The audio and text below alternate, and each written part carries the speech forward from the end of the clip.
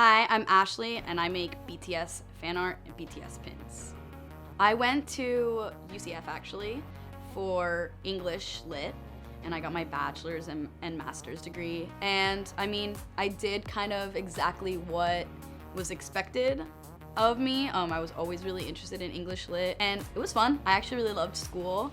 But I always said, like, I'm never gonna be a high school teacher. I'm never gonna do that. And it's like the first job I got right after graduation. I started making pins during the first year that I was teaching. Actually, it was like the first month I started teaching. January, I released my first pin. So literally, as soon as I started teaching, I was doing pins. So from the get, it was like a lot. But even in the beginning, it wasn't, the volume of pins wasn't a lot. I ordered 50 pins. Now, when I get a shipment, it's like 4,000, 5,000 pins. Pins cost a lot of money, like $10,000. I think I spend every time I buy pins now. Usually, I'm able to double it, so it's a good thing about that. At first, when I was doing both, I was like, this is a fun hobby. And now that's all I do, all the time.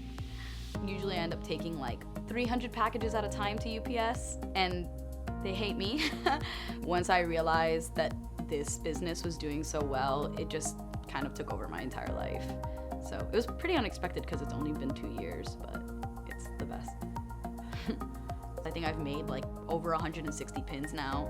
Jungkook. I was making all this money doing pins and wanted to go and travel and see BTS. And at the time that involved like camping for several days to get close and traveling really far. Having that extra edge of being someone who's like not just a fan artist, but like a crazy obsessed fan who like travel overseas like at the drop of a hat. I think that is what makes people interested.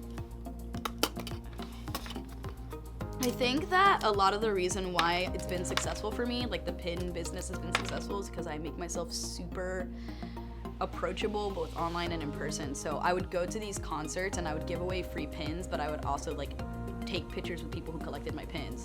And they would just know a lot about me because I put myself online a lot. And so then when I would go to Singapore or Japan, like people would come up to me, they already like knew who I was from Instagram. And so like because of that, I've had lunch with people in like Fukuoka and like Singapore and Hong Kong, just like friends all over the world. It's really fun because I go by myself, and I don't think I ever would have had that like independence or freedom if it wasn't for doing what I do and like the fan art community. It is my favorite topic. I love talking about traveling.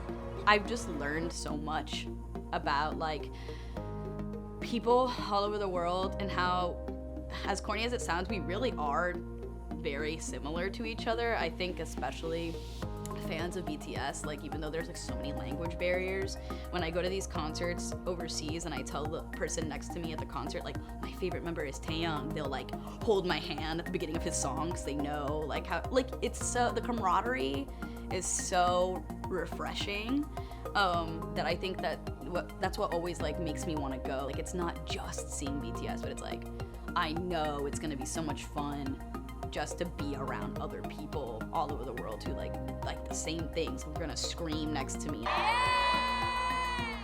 and like cry. Like my first concert I ever went to, my favorite member kneeled down in front of me and I said, I love you, I love you. I was crying and he said, I love you too. So it's the best moment of my life. I think he like really ruined my life at that point. He was like, I'm very obsessed. It's like kind of unhealthy. The first couple of concerts I went to were general admission. So it's kind of first come, first serve at the barricade, and like, well, you're going to a BTS concert. You want to be close, especially in America, because they really ham it up. I was completely unaware of what it was like the first time I went. And I was like, it's okay, I'll just camp for 3 days. And by the time I got to New York, the people that were already camping were like, there's hundreds of people here, and the concert's in 5 days. You need to get to your camping spot. So the first time I camped, it was really cold. It was in the 50s and I was wearing a hoodie in a tent with nothing on the ground and no charger. And I was like, I'm keeping my spot. We have these light sticks at the concert, and we have this app.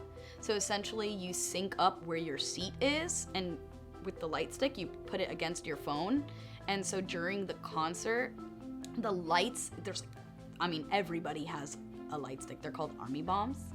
I've gone to a concert without my army bomb before and literally bought another one because I was like, there's absolutely no way I'm gonna be the only fool without an army bomb in this audience. This is not happening. My favorite BTS member is V.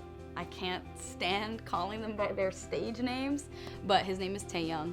I have him tattooed on me, so I guess I really like him. Yeah, so it's like a bunch of 7 friends who love each other and love their fans, and it feels like a family. Could I see my life without BTS? No, I don't think so. I generally am a very obsessive person, so either way, they're like tattooed on my body now, so they're not going anywhere.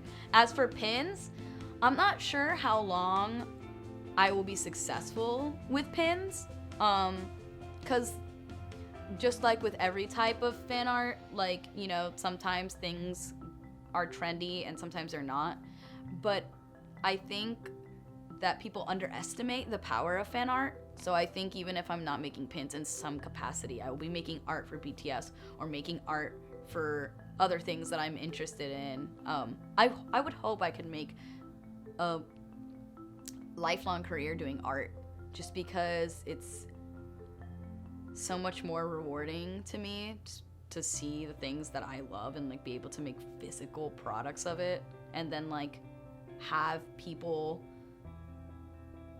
not only want that for themselves, but also just they appreciate that I'm a part of that community. They like recognize what I contribute to the community. So I think that, yeah, I'm in it for life. I think. I promote myself on Instagram and Twitter. Right? So on Instagram, I'm io.pins. The most important thing is constantly posting pictures, and usually I will get on the explore page because of that. And I think that whenever I've gotten on the explore page, I'll get like a burst of like 10,000 followers. If I continue to make more and more pins, I'm not really sure how I'm gonna do it by myself. But right now it's like mostly manageable, sort of. I think that like the reputation speaks for itself. You know, if you keep on coming out with good stuff, people are always gonna come back. So that's what I try to do.